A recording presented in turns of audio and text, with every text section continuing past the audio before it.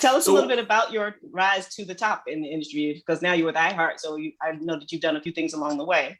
I have. Let's see. When I started out of high school. And a true story. Before we even get started, let me just say to both of you, thank you very much for the awesome. invite. Oh, no problem. Very welcome. It has been a long journey, but I am appreciative of the journey. And, to have two stalwarts like yourselves to in some way appreciate the work that has been done or is being done, I appreciate that. It says that the labor has not been in vain. Absolutely. So thank you. Thank you. We're here to much. celebrate you, Gavin. Welcome. Welcome. Exactly. Thank you. Thank you so much. So when I started, true story, I started in just out of high school working internships at local radio stations.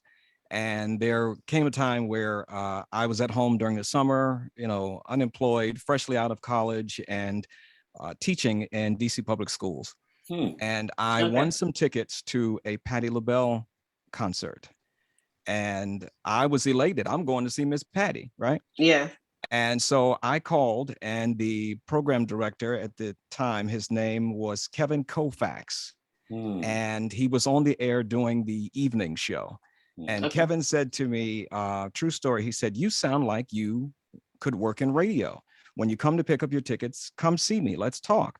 And I was teaching over in DC public schools. And so long story short, I wasn't thinking about no radio. I was going to get them tickets. We was going to see Miss Patti. Right. I'm a teacher. I'm an educator. I'm moving on.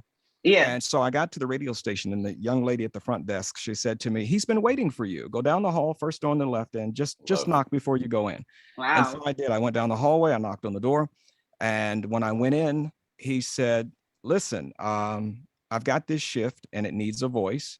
And I'd like to offer it to you, right here on the spot."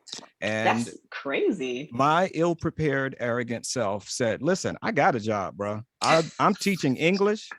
I'm gonna educate this next generation." Microphone. I'm good.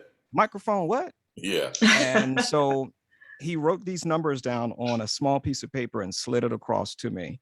And I picked the little sticky note up, and I literally almost fell out of the chair.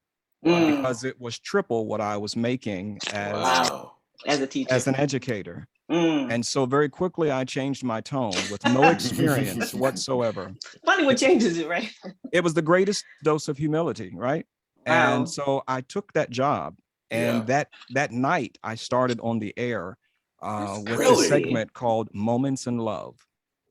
Wow. Moments in Love. That same night you picked up the tickets, you that were same on night. air? He sat with me and he did the board, and all I had to do was do the breaks. The problem came in when I had to figure out timing and how the clock and stuff worked. Sure. Because by then, we were using carts, right? Yeah, right. So they had the old 8-track carts and things, and the pots on the board, they were knobs. They weren't sliders. Absolutely. So it took me a minute to kind of get that down. But once I got the clock, within 24, 48 hours, I had a show, and you couldn't tell me nothing. And so that started. Wow. And then I moved from there, and I ended up in the DC metropolitan area. And that's really where my career began to flourish. I ended up working for Clear Channel at first, and then I went over to Radio One. I ended up over at BET with my own show. And from there, it just flourished. I went down to Tennessee. I worked over at Dollywood with Dolly Parton for a number of years. As the announcer over there at Dollywood. And so we had a great time. And, some odd years later, here we are at iHeart doing what we do. So it's been a good journey. The best thing about that story, though, is the angel in that brother that saw it in you. And you didn't even see it in you. And he says, "Listen, I got a vision. I see something for you, and I'm going to push you until you see what you can do for yourself." And he did.